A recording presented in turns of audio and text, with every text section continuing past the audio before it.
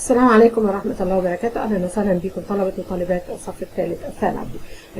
النهاردة هنعمل مع بعض مراجعة شاملة على المنهج كله عن طريق كتاب المعاصر. كتاب المعاصر منزل لنا 20 نموذج اختبار على المنهج بالكامل طبقا لنماذج التعلم الجديدة وطبقا طبعا لنظام الامتحان الجديد. قبل ما نبدأ في المودلز بتاعتنا عندنا بعض التعليمات الخاصة بالبابل شيت. اقرأ التعليمات الخاصة بالامتحان جيدا وفي ضوءها أجب عن الأسئلة. يعني لازم أقرأ التعليمات الأول كويس جدا وبعد كده أبتدي أحل. التعليمات الثانية بيقول لي اقرأ السؤال بعناية وفكر فيه جيدا قبل البدء في إجابته. استخدم القلم الجاف الأزرق للإجابة ولا تستخدم مزيل الكتابة، يعني ما ينفعش استخدم كوريكتور. وطبعا ممكن الأفضل إن أنت تستخدم قلم رصاص، لكن وأنت بتحل بالقلم الرصاص أو أنت بتظلم ما تدوسش جامد قوي، بحيث ان انت لو الاجابه طلعت غلط بعد كده وحبيت تمسحها ما تسيبش علامه في الورق فيجي الكمبيوتر يقراها كاجابه. يعني هيبقى تعملها بقلم بتظلل من غير ما تدوس جامد بالقلم. وبرده في نفس الوقت ما اعملش برده الاجابات خفيفه جدا عشان الكمبيوتر يقدر يقراها. عند اجابتك عن الاسئله ظلل الدائره ذات الرمز الدال على الاجابه الصحيحه تظليلا كاملا لكل سؤال. يعني اظلل الدايره بالكامل واظللها من جوه، ما اطلعش بره الدايره، وكمان ما اسيبش جوه الدايره حاجه مش متظلله. يعني عندما تكون الاجابه الصحيحه ج او د او س بتظلل الكامله الدايره التي بها الرمز ج او س على النحو التالي بالمنظر اللي احنا شايفينه. في حال قيامك باختيار اجابه خطا ثم قمت بالشرط، قم بتظليل الرمز الدال على الإجابة الصحيحة وسيتم احتسابها. ملحوظة: إذا تم التظليل على أكثر من رمز أو تم تكرار الإجابة تعتبر الإجابة خطأ. ممنوع القشط في ورقة الإجابة. كن حريصا على تظليل إجابتك في نطاق الدايرة. تأكد من كتاب بياناتك كاملة على ورقة الإجابة قبل بدء الامتحان. دي هي التعليمات الخاصة بالامتحانات. هنبدأ مع بعض موديل نمبر 1. Choose the correct answer from A, B, C or D. Number 1 means the process in which sugar and oxygen are produced in plants. يبقى اللي هي العملية اللي فيها السكر والأكسجين بيتم إنتاجه في البلانتس. Photokinesis, photosynthesis, polygenesis, biosynthesis. طبعا الانسر is photosynthesis اللي هي عملية البناء الضوئي. نبيل stayed for 3 days in Hurghada so he sunburned. Sunburned يبقى بتاخد verb get. he got sunburned. he got sunburned يعني حصل له حرق ايه؟ حرق شمس. The gardener asked the children not to any damage to the flowers. يعني طلب منهم ألا أي دمار أو أي أذى للفلاورز. طبعا not to cause. not to cause يعني ألا يسببوا أي خلل للplants. Egypt will have a new to Kuwait next week. Commander, ambassador, minister, director. طبعا مش هيعين قائد ولا هيعين وزير للكويت ولا مخرج، او يبقى هو طبعا هيعين ايه؟ ambassador. يبقى a new ambassador. Number 5 we would be in if the weather was very windy. لو الويذر اللي هو الطقس اصبح windy. يعني ايه windy؟ يعني اصبح عاصف. هل هيحصل gale, drought, blizzard or breeze؟ طبعا البريز اللي هو النسيم والبليزرد ده اللي هو زي العاصفة ايه الثلجية. طبعا الدراوت اللي هو الجفاف. يبقى فاضل عندي مين؟ الجيل، وده اللي هو زي الإعصار كده. It was sunny during midday. The antonym of midday is. The antonym of midday is. طبعا الانتونيم اللي هو المضاد، وطبعا اللي هو أو الأوبوزيت، فالأوبوزيت of midday is midnight. Number 7, when someone is in danger of something, this means in charge of something, this means he is not it. طبعا in charge of يعني مسؤول عن حاجة، والantonym of in charge of is responsible for. يبقى مع كلمة in charge of بتساوي معنى responsible for. You should write your essay your own words. يعني لازم تكتب الإيساي your own words يعني بطريقتك الخاصة. يبقى هنا هتاخد ايه؟ يبقى in your own words. in your own words. طبعا on your own يعني معتمدة على نفسك، لكن in your own words يعني بكلماتك الخاصة. Your father gave me and my sister 50 pounds, was given 25 pounds. All, each, every, both. يبقى هو ادانا 50 pounds، يبقى هو ادى ايه؟ 25 each. يبقى ادى كل واحد 25. Number 10, they delivered the research yesterday. It was the deadline. It was the deadline and ده كان ايه؟ آخر ميعاد للتسليم. يبقى they had to deliver. Number 11, that player was, he scored 3 goals. هو كان ايه؟ he scored 3 goals يعني ايه؟ سجل 3 أهداف. So skillful that, such skillful that, too skillful that, skillful enough that. طبعا تو بتاخد معاها تو. such skillful المفروض such هيجي ايه؟ وراها الصفة والنون، وانا ما عنديش هنا صفة ونون، يعني المفروض اقول ايه؟ that was such a skillful player. يبقى عندي هنا الانسر is number A, so skillful that. Number 12, her new flat is on the 5th floor, is very big. طبعا her new flat يبقى دي غير عاقل، يبقى her new flat which is on the 5th floor is very big. Samia, if I would go with her to the park. Samia, if I would go with her to the park. طبعا warned, told, promised, or wondered. The answer is wondered. Wondered هنا بمعنى asked أو تساءلت. Number 14, when the teacher entered the class, the students to greet him. يبقى أول ما دخل، عندما دخل where the students were standing up، كانوا واقفين عشان يحيوه يعني هيستقبلوه وهو داخل. stand up, stood up, were being stood up. were being stood up يعني كانوا بيقفوا. طبعا هنا الانسر is ايه؟ طبعا stood up. يبقى هو لما دخل، لان طبعا الجمله في الايه؟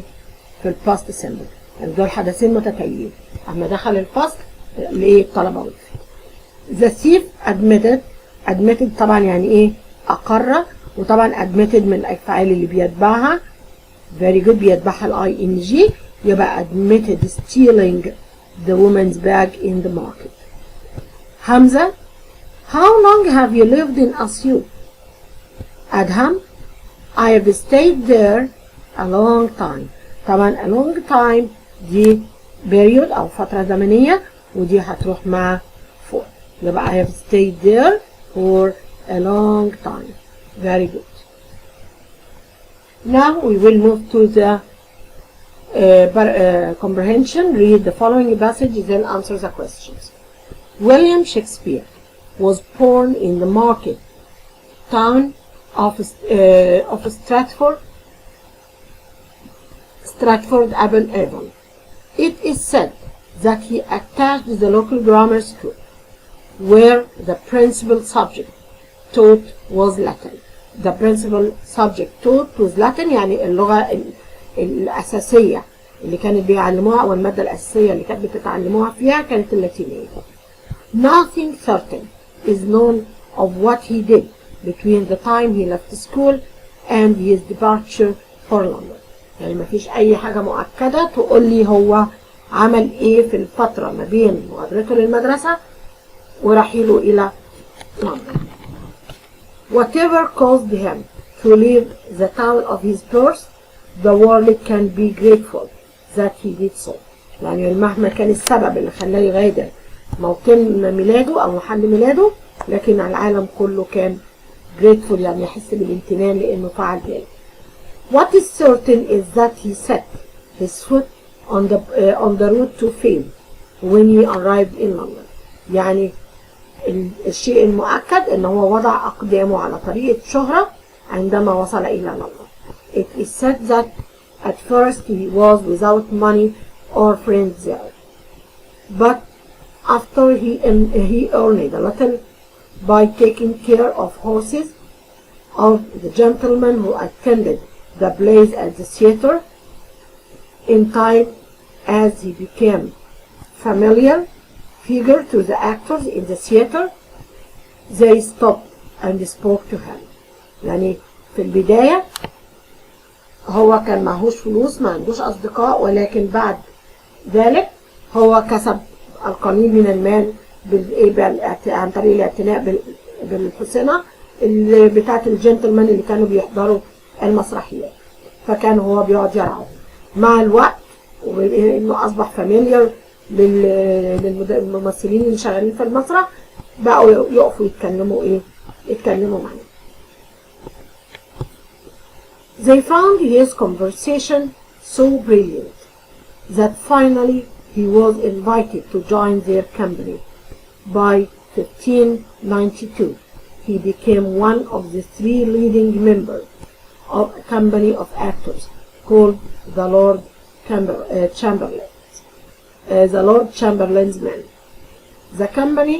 This company was under the protection of the Queen's Court.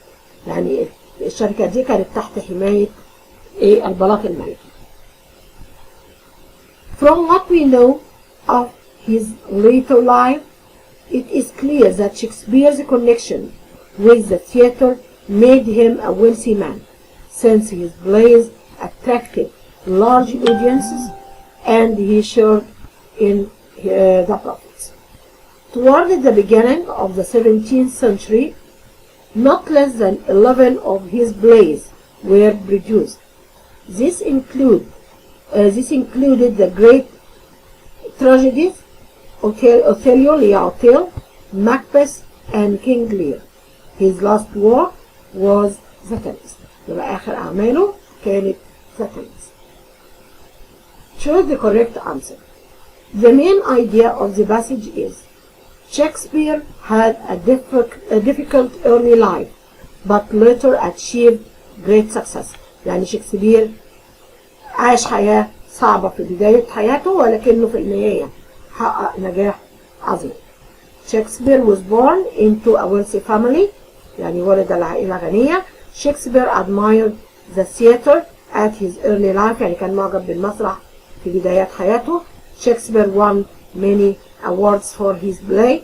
طبعا أي جملة لو هي خدتها هي المين ايديا يبقى كل الباسج هتتكلم عليها، فطبعا الإجابة هنا هي نمبر A، لأن هي دي اللي بتتكلم عن his early life and his late life. Number 18. The last paragraph means that Shakespeare produced more than 11 plays, produced only Othello, Macbeth, and King Lear, wrote less than 11 plays, wrote The Tempest only to begin with. طبعا إن هو كتب بس العاصفة to begin with. This is a wrong answer. wrote less than 11 plays، هل هو كتب أقل من 11 plays؟ طبعا no. produced only Othello, Macbeth and King Lear، يعني أنتج الثلاثة دول فقط، برضه لأ. يبقى طبعا الأنسر عندي is number 8. According to the passage, we can understand that the word brilliant means كلمة brilliant means boring, wonderful, annoying or illuminated. هي brilliant معناها ايه؟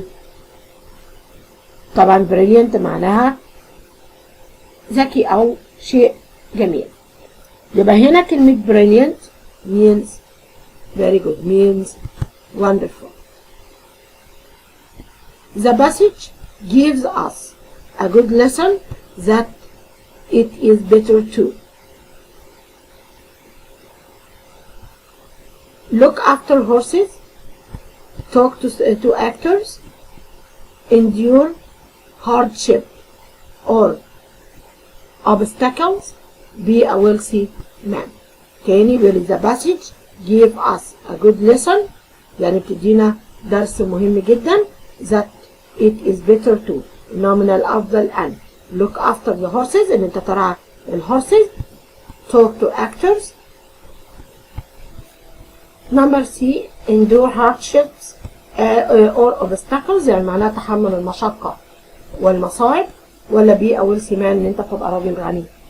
طبعا answer is number C. Why do you think the actors at the theater invited Shakespeare to join their company? ليه الأكتورز دعوه إن هو ينضم لشركته؟ Because his plays were wonderful عشان المسرحيات بتاعته كانت wonderful. هو طبعا ما كانش لسه, هو كان بيشتغل بيرعى الهورسز. Because he spoke magnificently لأنه كان بيتكلم بروعة وبطريقة رائعة. He looked after their horses to watch their plays for money. طبعا because he spoke magnificently. According to the passage, the reason that made Shakespeare left his town was يعني طبعا للقطعة سبب إن هو غادر التاون بتاعته was unknown, studying Latin, watching plays, being homeless. طبعا الأنسر is unknown. Why did Shakespeare look after the gentlemen's horses when he first arrived in London? To help them عشان يساعدهم, to earn money, to let him act with them, to have conversation with them. يبقى ليه شكسبير كان بيرعى gentlemen's horses؟ طبعا to earn money. Number 24. According to the passage, Shakespeare's plays were more attractive to the audience يعني كانت أكثر جذبا للأودينس اللي هو الجمهور, less interesting than his poem يعني أقل تشويق من البوم بتاعته من اللي هي القصائد, more interesting than his novels, less attractive than other writers' works. طبعا محتاجين نفكر كويس أوي في الإجابة قبل ما نبتدي نحل. يبقى طبعا هي كانت more attractive to the audience. هننتقل للقطعة الثانية. read the passage then answer the question. Man's life has been subject to a lot of change during the last 100 years. Particularly يعني خاصة in what is connected with his consuming habits. What is consuming habits؟ اللي هي العادات الاستهلاكية أو عادات الاستهلاك عنده. 60 years ago, before the start of the consumer societies of today's world طبعا الكونسيومر اللي هو المستهلك والسوسايتيز اللي هو المجتمعات. Of today's world, people did not throw away so many of the things they use. يعني الناس لم تعتاد ان هي ترمي كل حاجات كتيرة من الحاجات اللي كانت بتستخدمها. They used and reused bottles, jars, cardboard boxes اللي هي الكراتين, paper bags, etc. much more carefully than we do today. Now, more than 50 years later, we are returning to the same good idea which we now call recycling. يعني الآن بعد أكثر من 50 سنة رجعنا تاني نعمل نفس الفكرة وسميناها recycling أو إعادة التدوير. We can again think about what we throw out. Why do we throw away so much food packaging, so many plastic supermarket bags, old newspaper, old books, bottles and cans? ليه الحاجات دي كلها احنا بنرميها؟ What is all this rubbish doing to our environment, to the world we live in? Can't we use some of them or some of it again? The answer is yes, we can. Now, industries, اللي هي الصناعات, recycling industries are starting to reuse some of our rubbish. For example, the island of Taiwan now buys waste paper from the USA and recycles it to make newspapers. يعني في تايوان بيشتروا المخلفات الجرايد أو المخلفات الورقية من أمريكا، من الولايات المتحدة، ويعيدوا تدويرها عشان يعملوا newspaper. And for use in offices and homes. ويستخدموها في الإيه؟ في الoffices and homes. Japan takes scrapped metal، بتاخد السكرابت ميتال اللي هي الخردة from the USA and makes some new parts with it. Most European and American cities now have recycling centers for people's old bottles and newspapers. All this recycling is not only good for the environment, but it's good business too. For instance, a recycled aluminum container is 20% cheaper to make than a new one. يعني انت عشان انت تعمل وعاء من الألمنيوم اللي هو معاد تدويره بيبقى أرخص 20% من اللي انت هترجع تعمله من أول وجديد.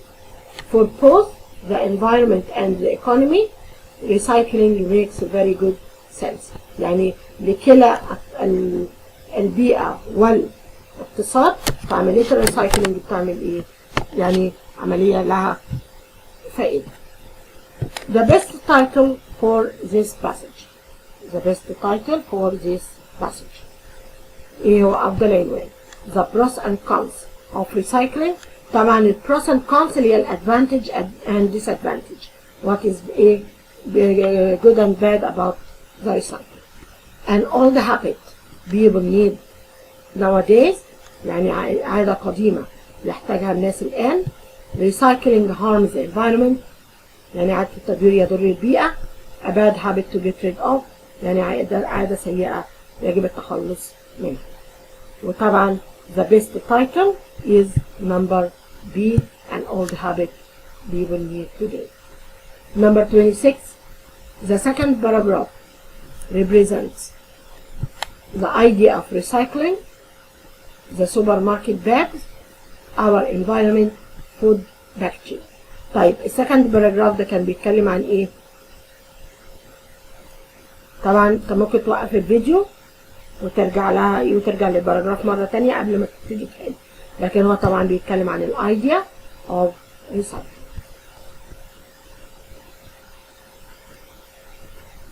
Number 27. What change does the writer refer to in the first paragraph? People throw many things all the time. People became wasteful than before. يعني أصبحوا يعني أكثر إهدارا من قبل. People begin to recycle all the things again. People refuse consuming habits. طبعا الأنسر is number C. People begin to recycle all things again. The main idea of the last paragraph. The benefits of recycling are for people only. The benefits of recycling are for the environment only. Recycling has benefits for neither people and environment. Recycling has benefits for both people and environment. وطبعا الانسر is number D. يعني اللي هي ايه فوائد لكل من الناس والبيئة. طبعا رقم سي بتقول ايه؟ ملهاش فايدة، يعني ملهاش فايدة لا للناس ولا للبيئة. نمبر 29 without recycling people will، يعني بدون الريسايكلينج people will suffer from more environmental problems، يعني هيعانوا من مشاكل بيئية كثيرة أكثر. solve all the environmental issues، يعني هيحلوا كل المواضيع الخاصة بالبيئة. decrease industrial products، يعني يقللوا المنتجات الصناعية. increase their good habits. طبعا الانسر is number A. sorry.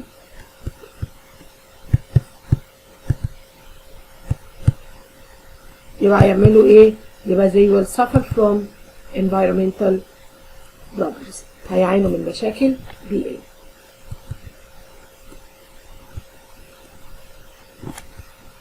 Number 30 what is the writer's evaluation about consuming habits? Evaluation, sorry. What is the writer's evaluation about consuming habits? يعني هو ايه تقديره للconsuming habits. He likes to decrease them، عايز يقللهم. He hates to decrease them، يكره انه يقللهم. He likes to throw away what we don't need، يعني هو بيحب فكرة انه يرمي اللي مش محتاجه. He hates to collect rubbish، يعني هو بيكره جمع القمامة. طبعا الانسر is number E. Number E. Our grandparents were than we are today. Our grandparents were than we are today. Less careful يعني أقل حرصا.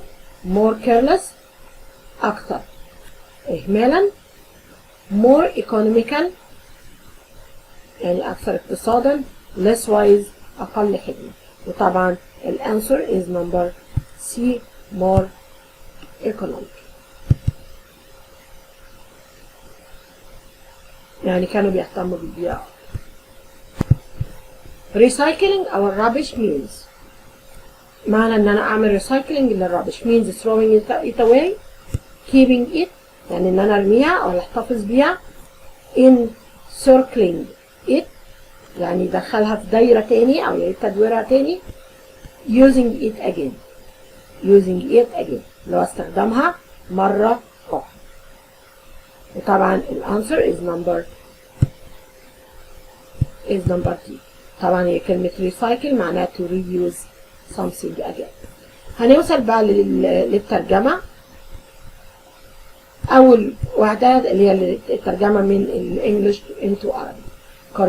Choose the correct Arabic translation. Egypt is in need of wise people capable of modernizing the educational system and achieving justice among students. طبعا لما نيجي نترجم او نختار هنشوف جزء. دلوقتي بيقول لي Egypt is in need of wise people، يعني مصر في حاجة الى الحكماء. capable of القادرين على.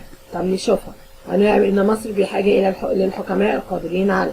ان مصر في اشد الحاجة للحكماء القادرين على. ان مصر في حاجة للحكماء القادرين على. هتلاقي الاربعة هما نفس الكلام، يبقى هنركز على الكلام اللي بعد الجاي. بيقول لي هنا ايه؟ modernizing the educational system. modernizing يعني تحديث النظام التعليمي. طيب انا عندي هنا ماشي هنا تحديث النظام التعليمي، عندي هنا تطوير، عندي تغيير وتعديل. انا طبعا ما عنديش تغيير يبقى دي هنستبعدها. تعديل برضه هنستبعدها. يبقى فاضل عندي 2. modernizing is educational system يبقى تحديث النظام التعليمي and achieving justice among students اللي هو تحقيق العدالة among students. يبقى أنا عندي هنا الفرق ما بين الاثنين هي كلمة تحديث وتطوير. طبعا تطوير يعني ايه؟ improving. طيب يبقى what is the best answer؟ طبعا يبقى نمبر ألف. very good. نيجي نشوف الترجمة الثانية. sports reinforce important value in society. طيب السبورتس اللي هي الرياضة reinforce بمعنى تقوي أو تدعم أو ترسخ الامبورتنت values اللي هي قيمة الرياضة في المجتمع. يبقى هتشوف هنا هو بيقول لي تساند الرياضة قيم مهمة في المجتمع. طيب هو بيقول لي هنا سبورتس reinforce هل هي بتساند قيم مهمة في المجتمع ولا تدعم الرياضة أشياء ثمينة؟ طب ثمينة دي يعني تخينة، يبقى دي طبعا مستبعدة. ترسخ الرياضة قيم مهمة في المجتمع، تدعم الرياضة قيم مهمة في المجتمع. طيب يقول لي هنا like honest competition. like honest competition زي ايه؟ المنافسة الأمينة. طيب يبقى دي مثل المنافسة القديمة، اوكي. مثل المنافسة الشريفة احنا دي مستبعدينها خلاص. مثل المنافسة الآمنة، طبعا الآمنة اللي هي السيف، يبقى دي برضو نستبعدها. مثل المنافسة الشريفة يبقى عندي هنا ما بين ألف ودال. and teamwork والعمل الجماعي موجودة في الاثنين. there is no in team there is no one there is no I in team يعني لا يوجد أنا في الفريق. is good sport seeing يعني is good sport seeing يعني هي مقولة رياضية جيدة. طيب هنا فبيقول لي فهناك مقولة رياضية جيدة تقول لا يوجد أنا في فريق. هنا بيقول لي فهناك مقولة رياضية جيدة تقول لا يوجد أنا في فريق. طيب يبقى هنا هنيجي بقى نشوف أنه واحدة فيهم هتبقى هي الإجابة الصح. يعني عندي هنا الاختلاف بقى هنا كلمة أمينة وهنا كلمة شريفة، وبقيت الجملة كلها واحد. يبقى هنا هنختار ايه؟ يبقى هنا طبعا هتبقى الأنسر الأفضل هي رقم دي. يبقى تدعم الرياضة قيم مهمة في المجتمع مثل المنافسة الشريفة والعمل الجماعي، فهناك مقولة رياضية تقول لا يوجد أنا في فريق.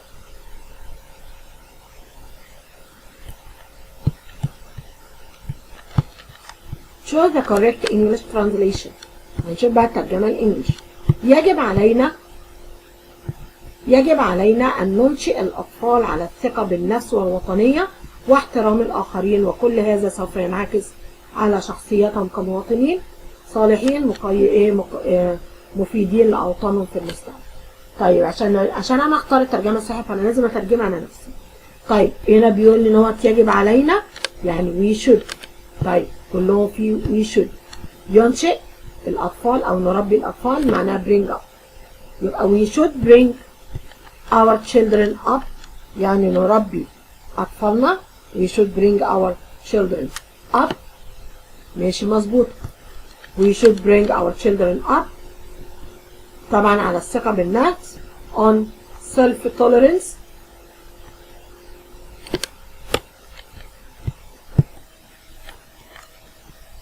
يبقى أول جملة تقريبا واحدة في الثلاثة بيقول لنا we should bring our children up on self tolerance ولا we should bring our children up on self confidence.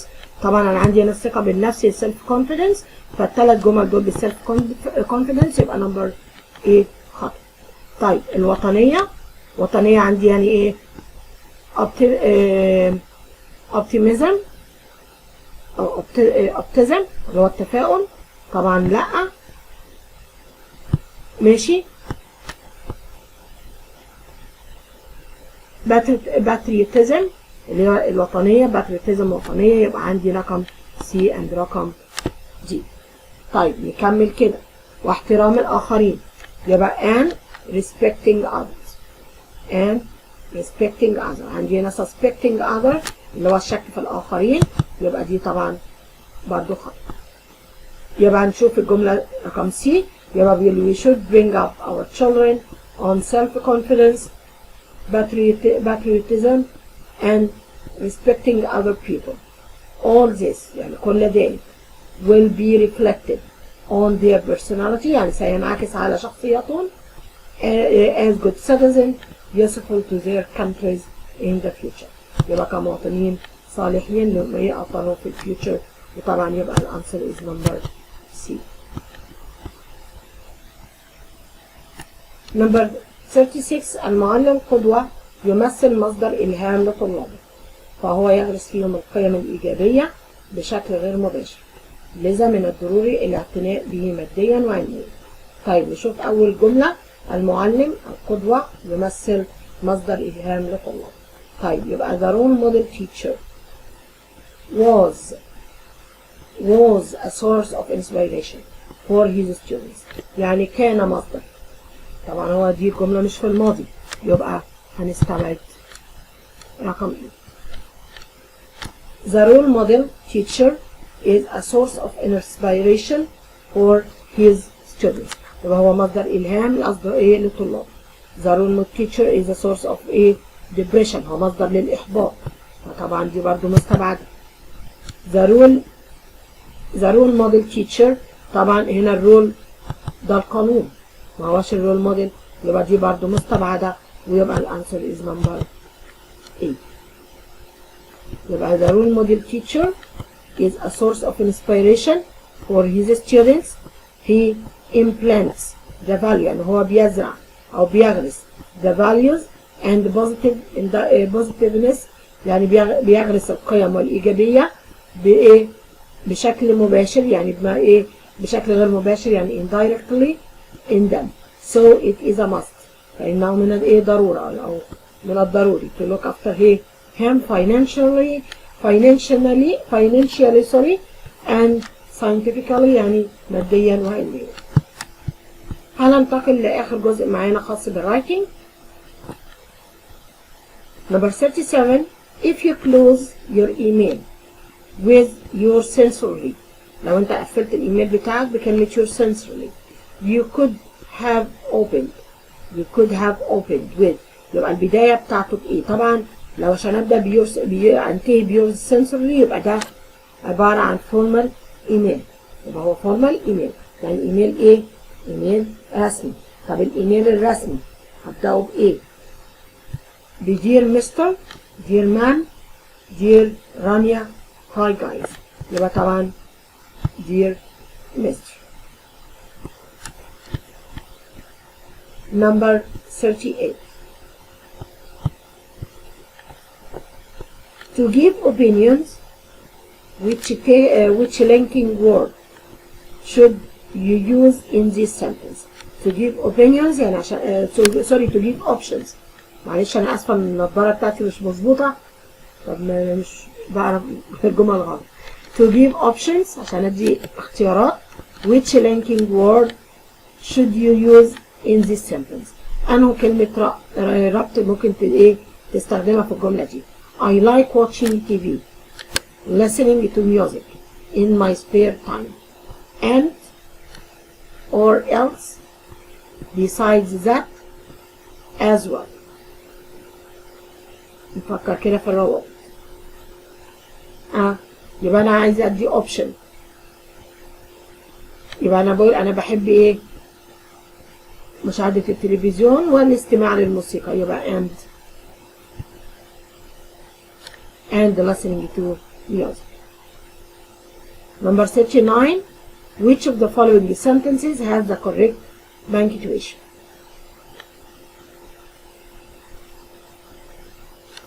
This is what I ate for breakfast: an egg and a cheese sandwich. يبقى ده اللي أنا أكلته في أو هنا هيشرح هو كان إيه. This is what I ate for breakfast، وهنا حط لي colon egg and a sandwich أو cheese sandwich. This is what I ate for breakfast: an egg and a cheese sandwich. طبعا هنا مفيش punctuation خالص، هنا بيقول لي this is what I ate for breakfast comma and egg. طبعا الكومة بتفصل لي، يا إما تفصل لي جملتين يا تعمل list، لكن أنا هنا ما عنديش ما عنديش list. يبقى طبعا الانسر is رقم B. What is the first sentence of a paragraph called? What is the first sentence of a paragraph called? The introduction sentence, the topic sentence. وطبعا الانترودكشن ده باراجراف بيبقى باراجراف، لكن الجملة اسمها ايه؟